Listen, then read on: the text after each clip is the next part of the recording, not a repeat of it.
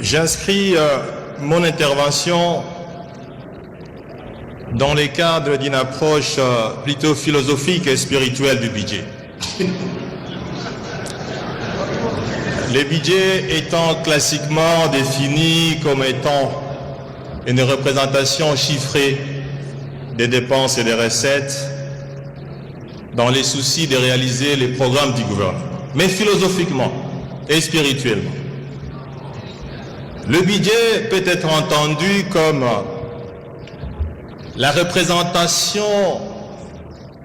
de la pensée, de la volonté du peuple, de l'esprit du peuple de s'accomplir. Le peuple, à travers les gouvernements issus de l'élection dont la majorité est représentée ici, présente le budget pour rencontrer l'esprit, la volonté du peuple. Et ce budget est présenté ici pour que les représentants du peuple que nous sommes, que vous êtes, puissent être avalisés.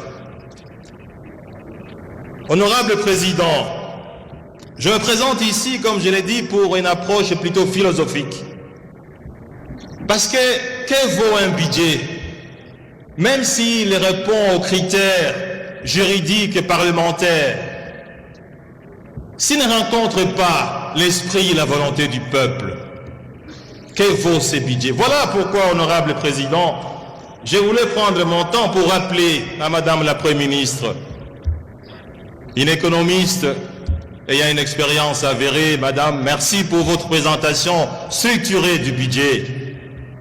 Mais, Madame la Première ministre, il y a des relations sécuniaires entre certains facteurs de l'économie et le développement du pays, dont le budget est l'agent d'exécution. Voilà. Premier point, Madame la Première ministre. Les cadres macroéconomiques. Les cadres macroéconomiques.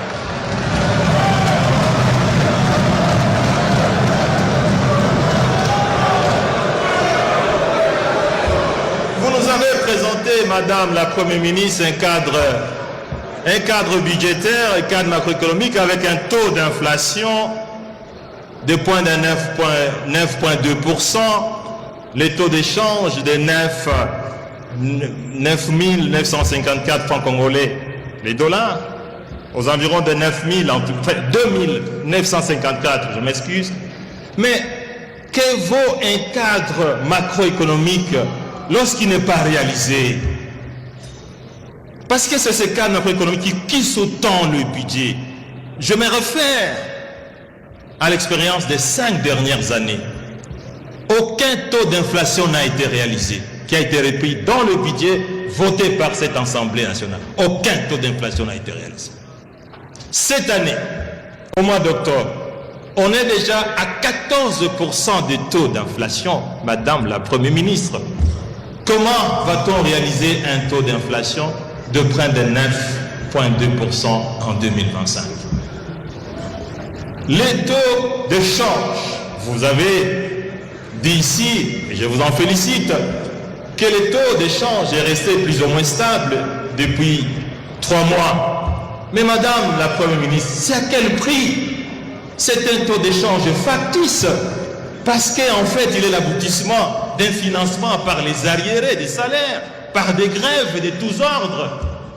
C'est un taux d'échange qui ne transparaît pas dans la vie du fonctionnement de l'économie. Donc, Madame la Première ministre, veillez à ce que les taux d'échange soient l'expression de l'équilibre macroéconomique entre l'offre et la demande sur le marché d'échange et sur le bien et service. Deuxième élément, le respect de la chaîne de la dépense. Que vaut un budget, chers collègues, si la chaîne de la dépense n'est pas respectée?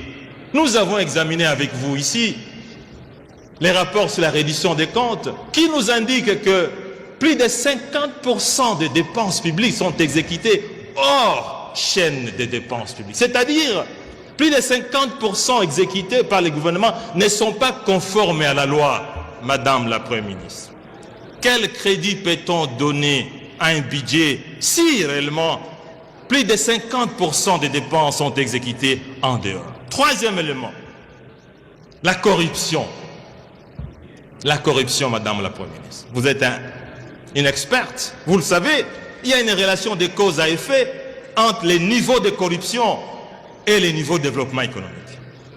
L'écart type de 1% a un impact négatif sur le budget, sur l'investissement, de près de 0,35% et sur la croissance de 0,3%. Or, il s'avère aujourd'hui que la corruption est devenue pratiquement un sport national au sein du gouvernement. Que peut-on attendre? Que peut-on attendre de ce budget si la corruption telle qu'elle est là, elle continue, Madame la Première ministre? Quatrième élément, l'impaiement des salaires et des frais de fonctionnement. Madame la Première ministre, vous le savez très bien, il y a une relation. Honorable Matata, oui. Je vous informe que Madame la Première ministre, même si son nom de la continuité des affaires de l'État a été investi par vous, par nous, il y a quelques mois, il faut plutôt l'encourager à changer ces mauvaises habitudes qu'il a trouvées. Merci, honorable, vous pouvez poursuivre. Mais, honorable président, et justement, j'ai dit que... Ça va. Merci, continuez. Madame la Première ministre, j'inscris mon intervention pour vous interpeller. Ce n'est pas pour dire que, et voilà, vous êtes responsable de la corruption, mais c'est pour vous interpeller parce que votre budget ne peut être exécuté, ne peut porter des fruits, ne peut être porteur du développement que s'il tient compte de ces éléments. Voici l'indépendance de la Banque centrale, honorable président. C'est intéressant. Il y a une relation de cause à effet entre les degrés d'indépendance d'une banque centrale et les degrés du développement.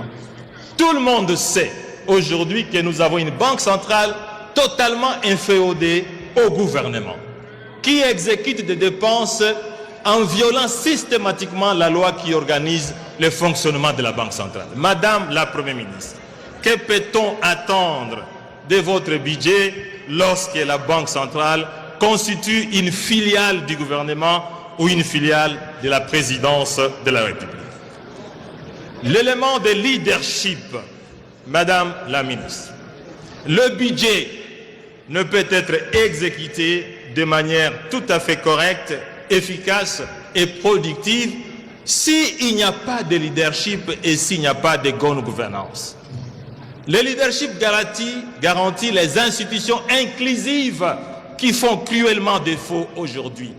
Lorsque l'administration publique est totalement en grève, lorsque les enseignants sont en grève, lorsque les magistrats sont en grève, lorsque le professeur... Quel type d'institution avons-nous pour pouvoir exécuter un budget qu'il soit en équilibre, comme vous l'avez dit ici? Madame la Première ministre, les réformes.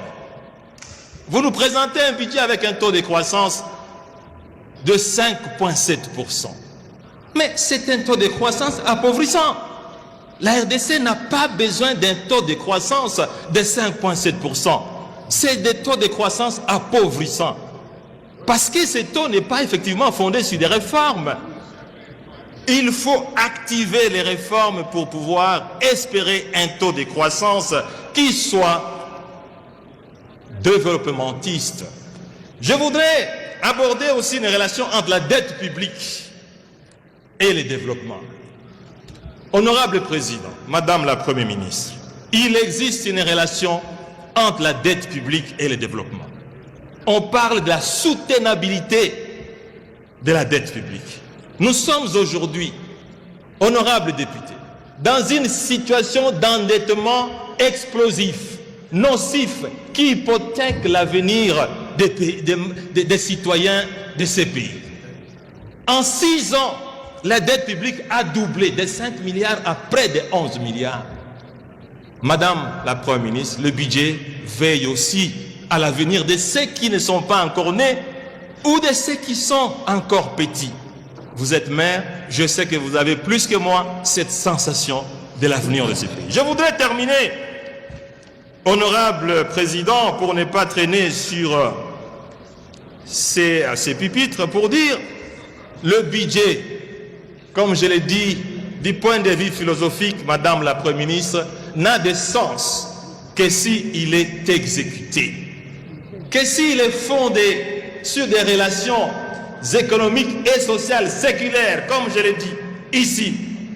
Parce que ce budget, même s'il est adopté, mais s'il n'est pas exécuté, s'il ne tient pas compte des relations séculaires, socio-économiques, ce budget restera une lettre morte.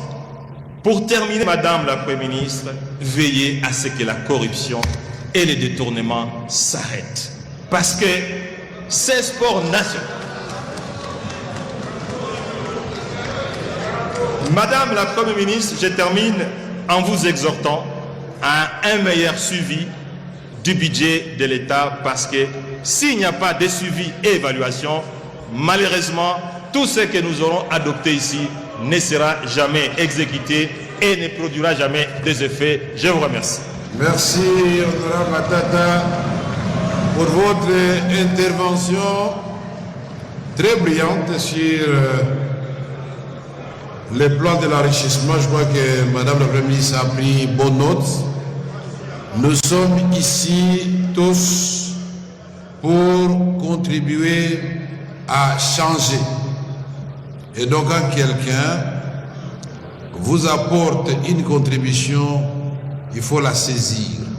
Et je vous ai dit à vous, les honorables députés, que moi, quand j'ai eu l'occasion d'être élevé au rang de président des bureaux de l'Assemblée nationale, j'avais promis à Boris et je crois à Tchibangou Kalala et les autres que je sortirais un peu juriste de cette salle.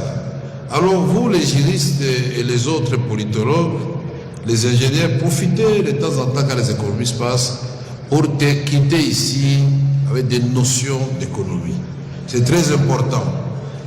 Il faut que ça devienne notre sport national entre nous. Merci beaucoup. J'aimerais que des interventions comme ça, intervention, question, proposition. C'est comme ça que nous allons améliorer notre budget. Ne vous en faites pas, les membres du gouvernement sont outillés pour répondre à toutes ces questions. Je n'ai pas peur pour Madame la Première ministre, que j'ai connue moi-même au niveau de l'ECOFIN, ni le ministre d'État du budget, ni Sakombi, ni Doudou et les autres. Je crois qu'il faut accepter qu'on critique l'œuvre humaine et qu'on propose des améliorations.